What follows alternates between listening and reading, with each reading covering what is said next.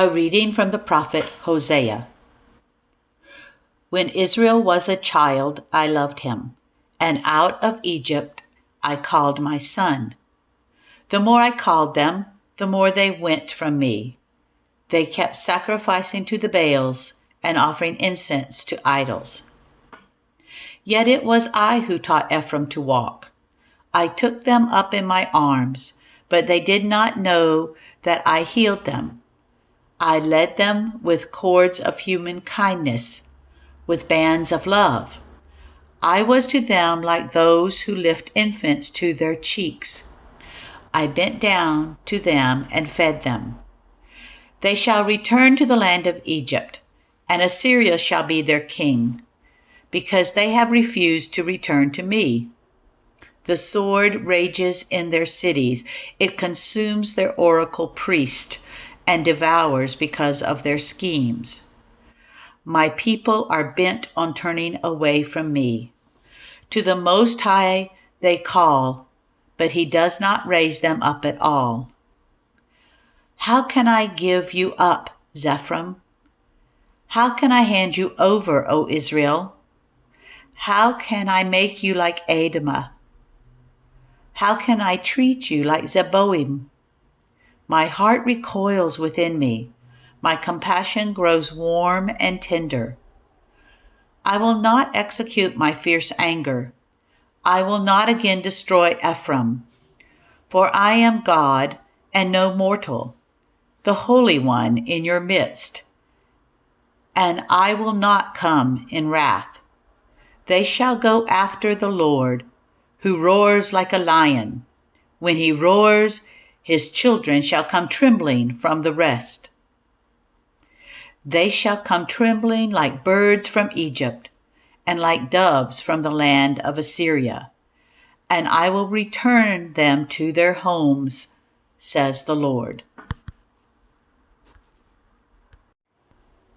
Psalm 107, verses 1 through 9 and 43. Give thanks to the Lord, for he is good, and his mercy endures forever. Let all those whom the Lord has redeemed proclaim that he redeemed them from the hand of the foe. He gathered them out of the lands, from the east and from the west, from the north and from the south. Some wandered in desert waste. They found no way to a city where they might dwell. They were hungry and thirsty. Their spirits languished within them. Then they cried up to the Lord in their trouble, and he delivered them from their distress. He put their feet on a straight path, to go to a city where they might dwell. Let them give thanks to the Lord for his mercy and the wonders he does for his children, for he satisfies the thirsty and fills the hungry with good things. Whoever is wise will ponder these things and consider well the mercies of the Lord. A reading from the book of Ecclesiastes. Vanity of vanities, says the teacher. Vanity of vanities. All is vanity. I, the teacher, when king over Israel in Jerusalem, applied my mind to seek and to search out by wisdom all that is done under heaven. It is an unhappy business that God has given to human beings to be busy with.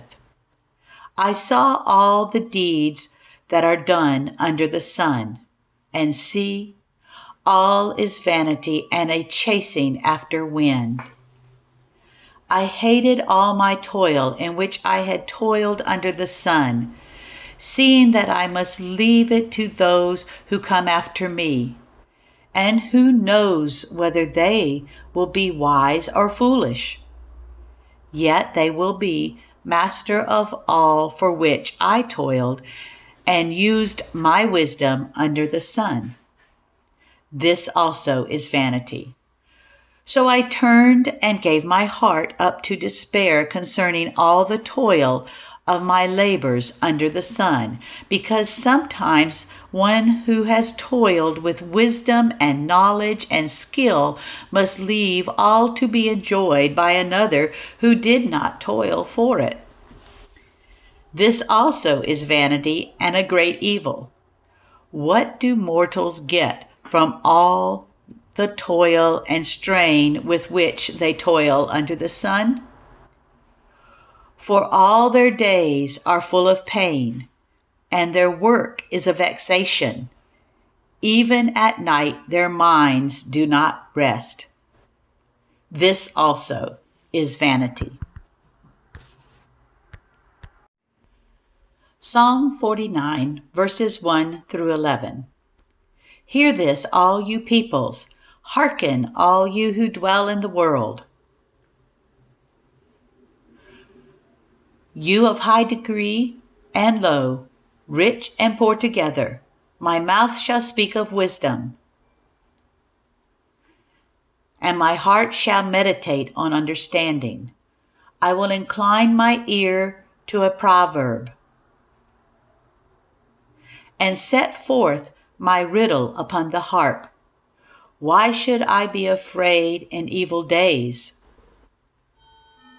when the wickedness of those at my heels surround me, the wickedness of those who put their trust in their goods and boast of their riches? We can never ransom ourselves or deliver to God the price of our life, for the ransom of our life is so great that we should never have enough to pay it in order to live forever and ever and never see the grave. For we see that the wise die also. Like the dull and stupid, they perish and leave their wealth to those who come after them. Their graves shall be their homes forever, their dwelling places from generation to generation. Though they call the lands after their own names, even though honored, they cannot live forever. They are like the beast that perish. A lesson from the letter to the Colossians. If you have been raised with Christ, seek the things that are above, where Christ is, seated at the right hand of God. Set your minds on things that are above, not on things that are on earth. For you have died, and your life is hidden with Christ in God. When Christ, who is your life, is revealed, then you also will be revealed with him in glory. Put to death, therefore, whatever in you is earthly: fornication, impurity, passion, evil desire, and greed, which is idolatry.